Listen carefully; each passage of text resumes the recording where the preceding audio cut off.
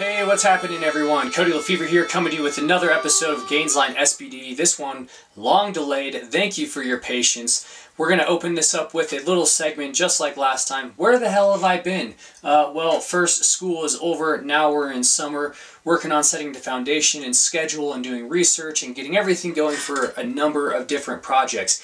As you can see, I've got books and stuff all around over here, been reading through a number of those, and many of you will appreciate the fruits of those labors later on this summer, and I will allude to some of that in this video. Once again, thank you for your patience in my absence from basically everything social media. I will be making a much more consistent comeback, we shall say.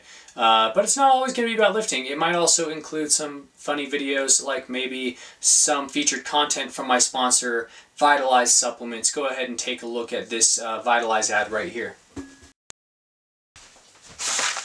Vitalize Supplements. Thermogenesis Extreme?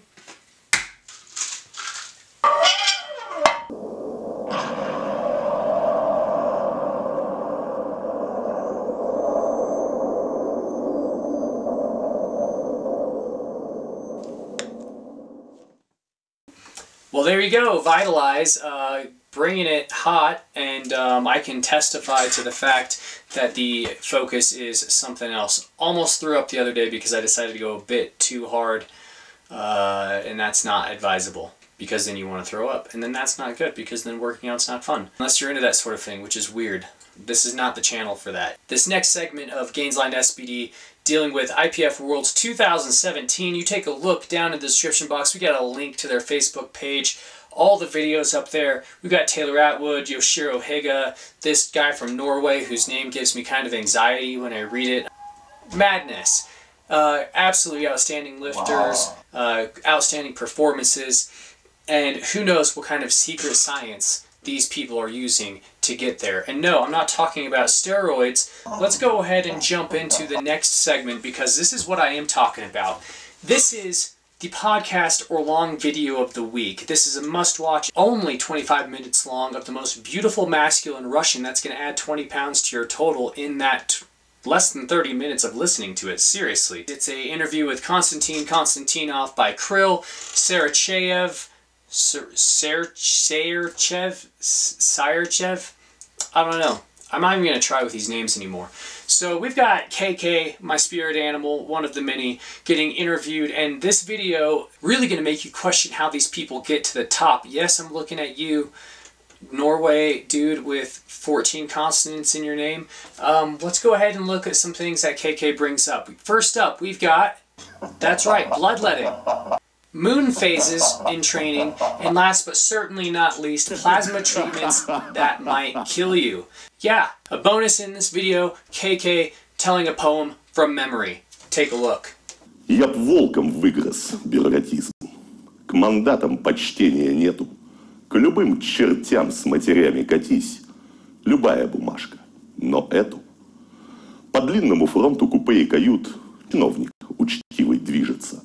Сдают паспорта, и я сдаю свою пурпурную книжицу. К одним паспортам улыбка у рта, к другим отношение плевое. С почтением берут, например, паспорта с двуспальным английским левою. Глазами доброго дядю Выев, не переставая кланяться, берут, как будто берут чаевые, паспорт американца. На польский глядят, как в афишу коза. На польский выпяливают глаза в тупой полицейской сонливости. Откуда, мол, и что это за географические новости? И не повернув головы качан, и чувств никаких не изведав, берут не моргнув паспорта датчан и прочих разных шведов. Моргнул удивительно глаз носильщик. Хоть вещи снесет за даром вам. Жандарм вопросительно смотрит на сыщика. Сыщик на жандарма.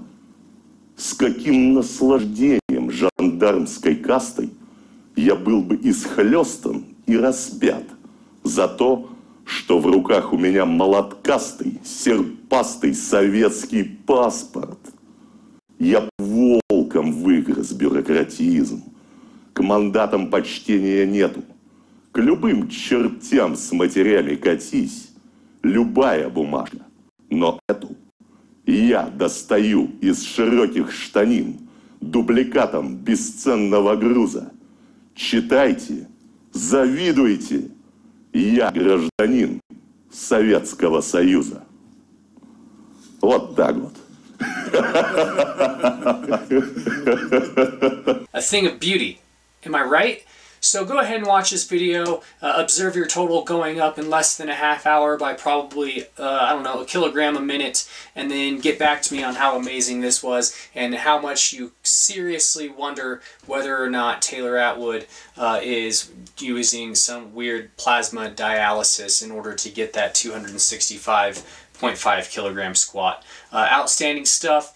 Yoshiro Higa, that 270 was a hell of a squat. I have no idea how you can even squat that way, dude. Look at those elbows. How do you even set up that bar to the low? Is that even legal? Who knows? Just make sure you watch that Facebook page, you check out all those videos, and then you definitely go back and watch the interview probably 6 or 7 times. If you're interested on more weird Russian stuff, maybe even strength conspiracy, you might want to check out the links also down below, Uncovering the Soviet Strength Ruse. Those are 2 blogs written by me a number of years ago about how crazy these Russians are and how they're creating a misinformation campaign here in the United States about strength training. You don't believe me? Well, you probably didn't believe that they believed in moon stuff either. Did the Russians put a secret steroid pharmacy on the moon? Maybe. You won't know until you watch that video. We're going to start talking about the squat, the S in SBD, and first video that you should watch or at least listen to is the Squat School from JTS. We got Dr. Quinn, Medicine Man, once more talking about squat. This is dealing with hip structure and squat technique. This is just some very solid background information that you should be considering when you're working on your squat. Myself, as you can see, not squatting very much lately. I have some hip problems that I'm working around, and it honestly feels like the last year has been a complete struggle to deal with this.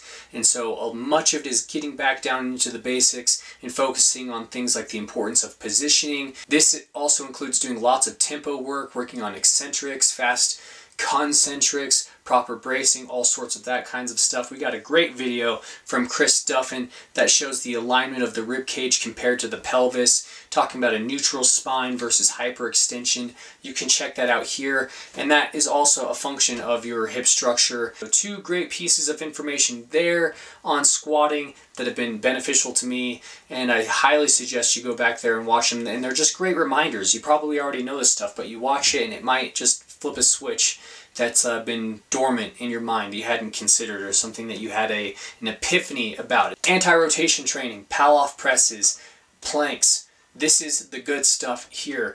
Change the way you plank. I'm going to suggest that you do it from just 10 to 20 seconds long, and rather than focus for going longer, you just focus on squeezing everything as hard as possible for those 10 or 20 seconds. We're talking your lats, your abs, your glutes, your quads, everything in that meat space, you're squeezing for 10 to 20 seconds as hard as you can.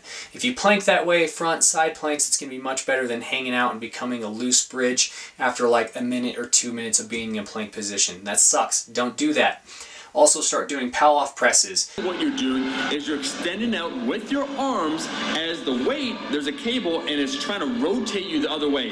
So the oblique has to resist that rotation. You're holding the weight out, your body wants to rotate, but you have to face straight ahead. So your hips are square, you're looking straight ahead, and you're pressing out with your hands. You can include the pal-off press and these types of planks in just a limited warm-up, in a limited way, not to fatigue, not to failure, and just as a way to start cueing your ability to brace for the actual workout. So I definitely suggest you do some pal-off presses and some front and side planks for intensity rather than length of time as you work up into your squatting. And so now we're going to start talking about some other things. And this is the box squat, oh my gosh, controversial subject, and the front squat. These are both 2 excellent squat movements for 2 totally different reasons. The one with the box squat is coming from Matt Wenning via SuperTraining YouTube, and then the front squat is coming from Mike T over at RTS. how to not hate the front squat. So you watch both these videos, they're going to help you out on these two different squat movements. My squat has just been all over the place because of this hip pain, and these videos have been a tremendous help to me. This one here with Matt Wenning talks about some stuff about squatting not the way you think you should squat. The point is that sometimes you have to step back and go, maybe this isn't what I'm good at right now, and look at the long game and say, how is this going to fix me in 5 years? Because to be a great powerlifter, longevity is the key. Why should you do these different squat movements? Well, it might have to do with the way that you're built to squat. So make sure you go back and you watch that Dr. Quinn Medicine Man video, because it's going to maybe give you a better foundation of knowledge to know how to structure a squat training plan. And this brings me on to the last bit we're going to talk about here in Gainsline SBD is my own training and some of the projects I'm working on now. Many of you know that I'm, one, looking visibly skinnier than what I have been recently. I'm now walking around about 165. I've intentionally lost 20 pounds, and that's aided in my ability to sleep better and have reduced back pain and reduced knee and hip pain. Just took a concerted effort to actually lose weight. Who knew?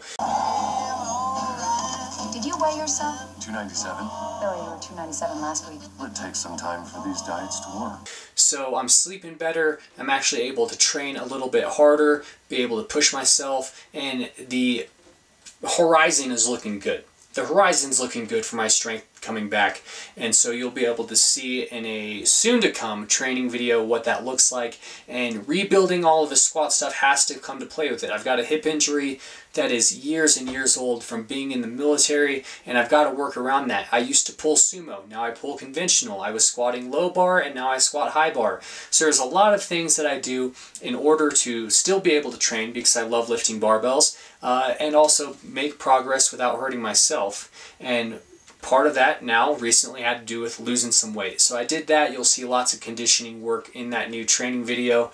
And you're going to see some very light squats where I'm focusing on my bracing, my positioning, eccentric control, and also my concentric speed. So make sure you check out all of these different videos related to squatting, the squat school, stuff about your posture, bracing, and different movements even to consider in your own future programming. What you do and what you lift and how you lift is going to affect your progress. So make sure you are planning your lifts and planning out your progress in a way that's beneficial to you specifically. If you're picking up a training plan off the shelf, off the street, who knows who wrote it? Hopefully it's something that I put out there, which is just a concept that you can edit in a somewhat intelligent way with a decent amount of guidance with the information that's linked down in the description box below. I've linked Applications and Adaptations as well as bench press wave forms, because from those two you can glean really good concepts. This is Gainsline SBD. I am Cody Lefevre. This is the second episode. I plan on making more of these. Let's just hope it's not like 8 weeks in between each of them. Next up, we've got a training video and probably a burrito video. Thanks for watching. Please like, share, and subscribe.